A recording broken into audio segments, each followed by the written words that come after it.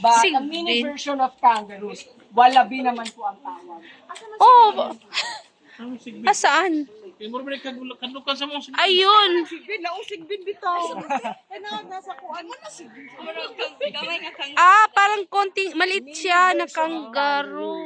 Marsupial, they have pouches. Parang sigbin. And the baby called also Joey po. Family of kangaroo lang po talaga. Okay. Pero meron Di ba po sa silang Tom Sigbin, adaptation kandukan? na tinatawag na embryonic diapause. It means they can delay their pregnancy up to 2 years and they can decide when they want to get pregnant po.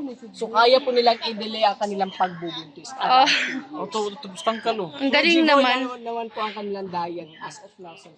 Sigbin. Sigbin. Yun yung local na name niya. Wallaby po ang kanyang ano. Wallaby po, yung sigbin kasi is a Philippine mythical creatures lang po, walang katotohanan. So bakit mo tinawag na sigbin yan? Some guest po kasi tinatawag siyang sigbin. Kahit araw-araw po na may guest na tinatawag siyang sigbin. Okay. Ganito lagi Di daw. ba cut ka na sa sir?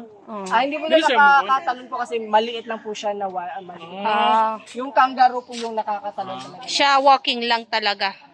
Okay.